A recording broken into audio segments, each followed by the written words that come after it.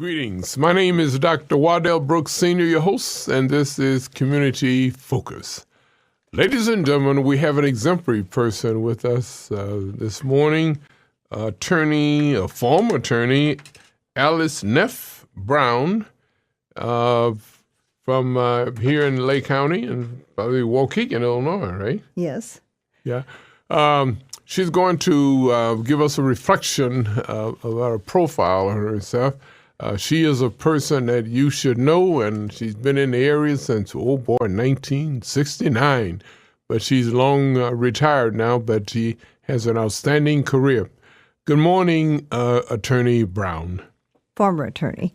I've been retired since 1984 when I was 400 pounds and Wow. I could barely walk. And I was too young for Medicaid and Medicare, so I sat at my desk and barely could pad to the bathroom, and so on. So at that point, I was stuck, and some L.A. Wallace was my guardian angel. He came and got me to go across, his men to carry me like Catherine the Great down to the oversized wheelchair across the street to the clinic, and I began the diet. The double hip replacement, the double knee replacements all followed, and the first thing they did was say I had to lose at least 100 pounds before they do the first operation. So I lost 120 pounds in 11 months with no bariatric surgery, just diet and a lot of willpower. And I've been dieting ever since. I'm now 160 pounds. Wow.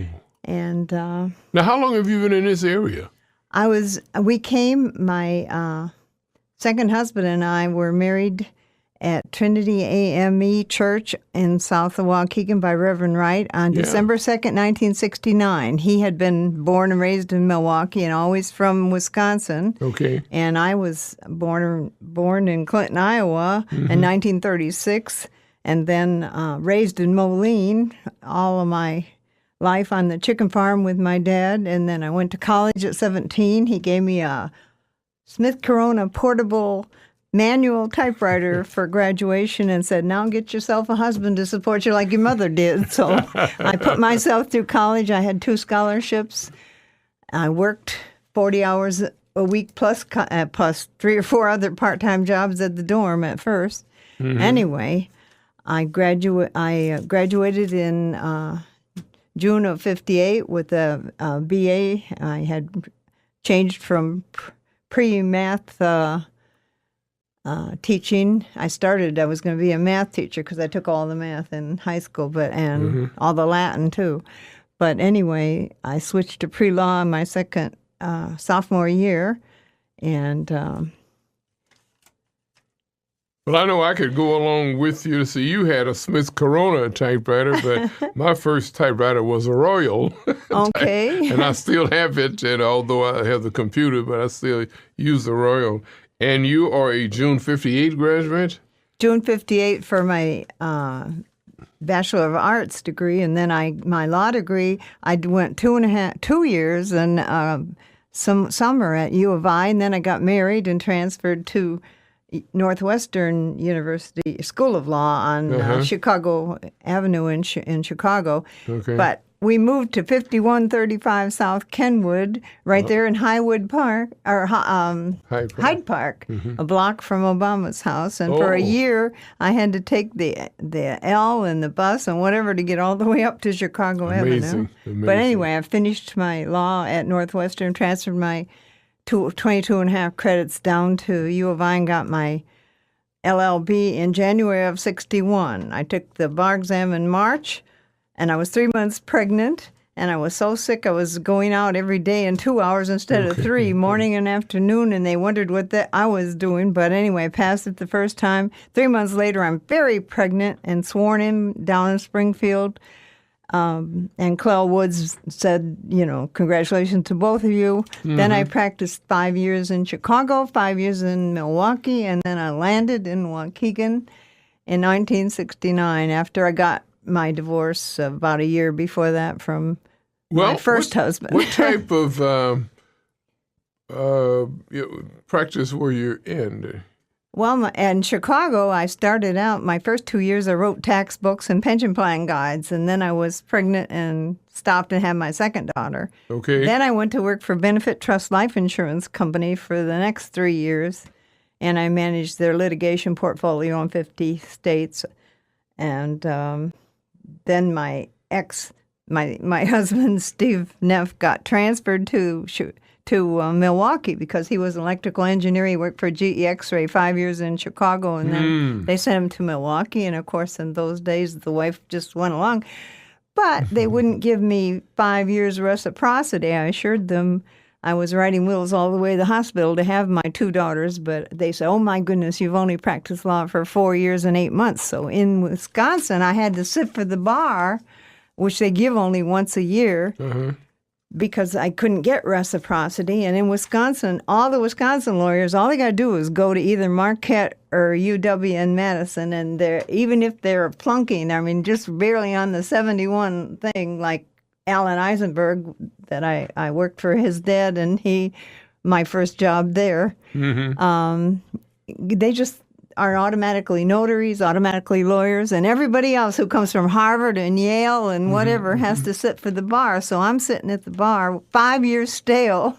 I didn't want to take a bar review. I said, if I can't pass this thing cold, I don't need to be a lawyer. So I was one of the 54 who, I passed. They had the nerve to flunk about 9 of those kids from other law schools that didn't pass. But anyway, then I practiced in Wisconsin 1 year with Sid Eisenberg, and he promised to get me in every court in Wisconsin, and he did, and in Milwaukee. I mean, I went to all the prisons in Wisconsin. I visited all of them. I got my legs, and he was the best possible trial lawyer at the time.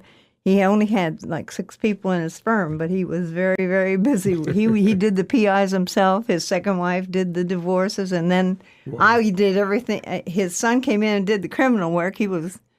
And I had to fill in here and fill in there and make continuances, and he got me in all those courts. It was good. Right. Ladies and gentlemen, again, we're talking with former attorney Alice Neff Brown, that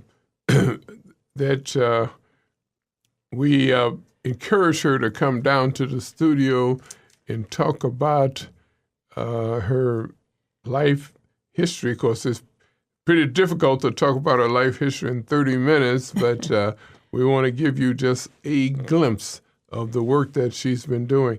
But tell us you talk about your other work. What about Lake County practice? When I came to Lake County, then I bought 555 McAllister and hung my shingle out there at Alice Neff Brown, attorney at law, and my black ex-husband, Arthur Herbert Brown, and I had two boys there. I already had 2 girls from my first marriage, and they grew up the 10 years we were on McAllister. I was in every kind of court. I did criminal law. I did about 5,000 divorces. I did 500 jury trials in Iowa, Illinois, and Wisconsin. And I did easily 50% of my work pro bono when I was on McAllister. And I moved to 526 Clayton. I had that 4-story yellow house. I had the law office in the basement, garden apartment, and we lived on the first floor there. Then I moved to 628 Franklin and another couple of years there. But anyway, I now, because I did all of that pro bono work, then had very small Social Security because I would do divorces for $100 and have them file poor persons, and when everybody downtown's charging $1,000, but I wouldn't take a contested divorce. Only they had to agree on everything, and boom, they got it. So I was probably the most diverse kind of practice, everything, real estate, all of that. Well, I tell people that I have never seen a Brinks truck behind a hearse yet. So you can't take it with you. You take it with you, but you. No, I'm going to be 80 in September. Well, congratulations. And tell me, you knew. Let's see.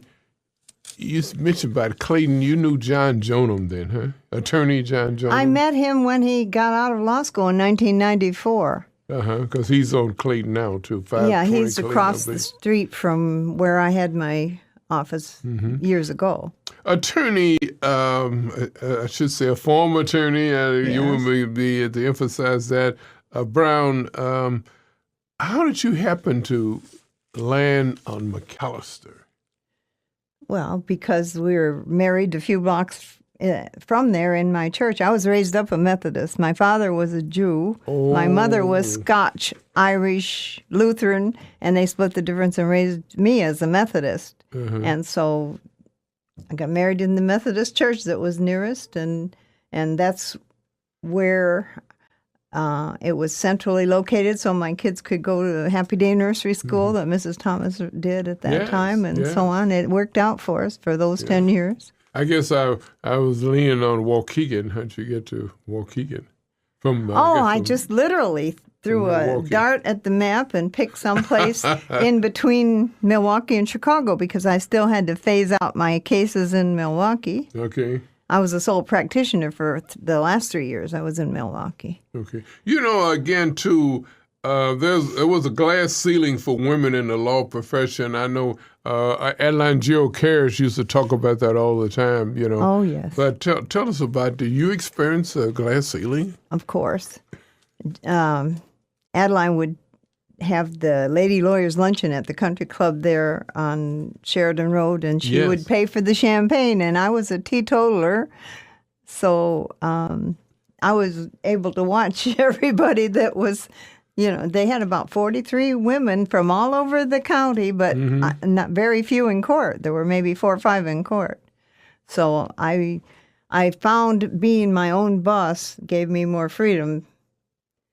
I've always enjoyed being my own boss. You always get along with, okay? Yeah. And by doing so much pro bono work, I was very busy. My kids were in nursery school, so I never had a babysitter. I came back after court and had them myself at night. So it all worked out good while they were tiny, and then when they went to school, of course. Now, was it always a goal of yours to serve the less fortunate? Yes, of course. And I was very much into the Civil Rights Union. Oh. When I took the Dean's course at University of Illinois, which is a second constitutional law, there were 120 students in the class, and he graded on a huge bell curve. So he gave out 3 A's, one of which I got. The valedictorian from West Point got one.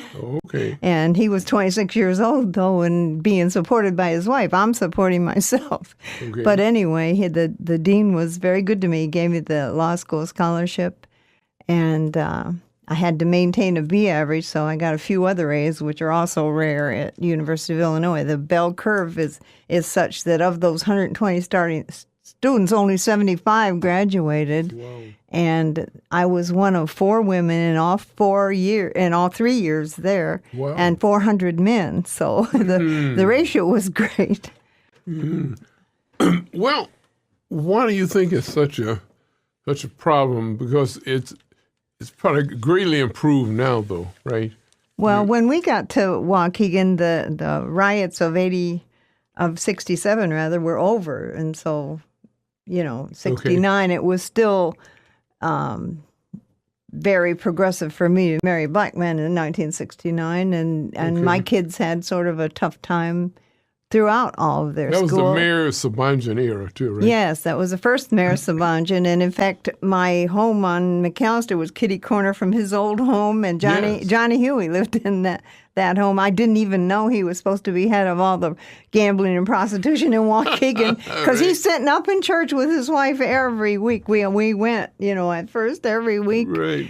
And they're all looking very pious, and I didn't even find that out until months later. Amazing. And I was thinking about the importance of voting now. It's more important now than ever before. But there's such a struggle, and still a struggle in some areas in the country about encouraging people to vote. Right. But voting is so important. Well, Martin Luther King, I think, would turn over in his grave. He probably still is turning over how it's turned around so much because the impetus for the registration, then you can't vote if you don't register in most states. You got the same day registration in Wisconsin, but you know, you got to get out the vote, rock the vote. All of that stuff was very good, and Obama was good at it. He was the first one to use the internet and all the that kind of stuff, and I voted for him twice. Well, why is there so much apathy in voting? You think it's because of people being discouraged to vote? Well, in Illinois has been pretty much a Democratic stronghold, but then we have had our Republican governors, you know, Edgar and Ryan, and now we have Rauner, and Illinois can be gridlocked just like Washington, and it's a difficult state. We're a broke state, really broke. Yes. Broken in a lot of other ways. They won't do the budget, and it's handcuffing every What is it? Just school? A political thing, huh? Well, it's the same gridlock Obama faced in Washington on a state level. I think they're going to have to probably do something to allow states to go bankrupt if they have to, because these enormous pensions are killing us. Okay. Right. And they'll be able to make some kind of a settlement on that, and instead of Enron, where they lost everybody working there, lost all their pensions. The pensions would be grandfathered in, but they might have to be tacked down a little bit to afford them, because some of these teachers and, you know, state employees and so on are making pensions way greater than they ever earned when they were working. Right, exactly. And we just can't afford that. And then they move out of state and they take that with them, and we don't tax pensions like a lot of states do. Everything is wrong in Illinois, and that's why we're behind the eight ball, and we're losing population. People leave Illinois, go to Wisconsin, go elsewhere. And then we cannot encourage businesses to come into. It's getting harder and harder. They're leaving. Well, a few have relocated to Chicago, but then they don't stay. Then they relocate. They get their main factories, go to Mexico. And this NAFTA, I think, has sort of, who knows where that thing is going. That was political, too. Everything is political, exactly, too. You know. But when you have trucks coming across the border and they're not even checked, and they're coming, they are bringing drugs, and the drug cartels are causing a problem. I think this is going to be the most interesting election cycle. We have the old Trumpster versus Hillbilly, because Bill's right there with her. It's going to be, it's a package. We know it. One of the greatest things that we heard, and that was last night, when Senator Booker and Michelle Obama, you know, made their great speeches, you know. I listened to every one of them. Unity is what they were well, Bernie Sanders humbled himself and tried hard to bring it in. I was afraid, well, I thought they might go to an open convention. He might have pushed for that, and they say that he's going to get 40% of the vote anyway on the delegates, which is hard to imagine. She's going to be nominated, no question. But that last-minute thing with Wasserman and all the proof that that she was favoring Hillary over Bernie. Bernie's supporters just kind of went berserk at the convention last night because of that, I think, partly. Right. And who wouldn't? I mean, it was such a last-minute thing. Well, she just went overboard, huh? She just didn't have to do that, right? She had to resign when it came out. It was somebody leaked it to WikiLeaks, or we wouldn't know it now. I mean, and I don't know. Hillary wasn't even asked and won't be asked until the debates. Did she know about that? But she doesn't have plausible deniability because her credibility has been so hit by Benghazi and Bill and all the stuff when they were in the White House. Tell us your take on one nation under God with liberty and justice for all, with the emphasis on justice. Justice. For all, right? Justice is an elusive quality, and we really needed affirmative action, and it was there for many, many years, and now it's turning around, and with this conservative Supreme Court that has been there, they knocked out affirmative action in the Michigan colleges, and they've knocked it out here and there, and it's sort of a ridiculous attitude. Well, this is enough now. Look at we can't have all these doctors and lawyers that are black guys. They might make some money and do some decent stuff and get some people out of prison that shouldn't be there, which has happened over and over and over, because no one can say that the minority population in this country is not disproportionately prosecuted and put behind bars for very long sentences. And this really stupid statement, well, they commit more crimes. They go after them more. When I was in law school, the professor said there are many more murders than are actually prosecuted, and a whole lot of the best murderers are smart white guys that just get away with it. Okay. And they still do at every level. Look at it. Okay. Look at what happens. And privatization of prisons, too, is a big factor now. It's one of the worst things that's ever happened. And the judges are all under some kind of compelling. They're building more jails and more courtrooms to send more minorities to jail. Now they're sending even more women of both, of all colors to jail, more jails. Why? We, as a nation, should not be incarcerating such huge numbers compared to the rest of the world. We are not that criminal. We're freedom, but we're not. I could say I have seen many, many totally unfair trials. How are you going to have still a black man in Lake County and parts of Chicago gets an all-white jury, and the prosecutors cherry pick and use their picks to make it that way. It's just nothing's fair. It's not really fair. And what people outside there are asking, do white people commit crimes? Of course they do. Because they see so many. The jails are just at least 80%. Well, I guess. And then there are the cover-ups, as that we have seen over and over and over, and it's generally the white people being covered up. Even the white cops, impunity. If they're prosecuted, then your white jury is going to exonerate them. Okay. Speaking of white juries, well, why do the white policemen feel that they can just murder the citizens? That's always been a good question. All officers have to show their authority, but they don't have to be trigger happy. They're simply not trained properly. Right now, with the Ferguson and all the stuff that's going on, every police chief in the country should revet his entire force and make them all take lie detector tests, and only 2 questions. Have you ever used excessive force, and have you ever lied in court to sustain a bad bust?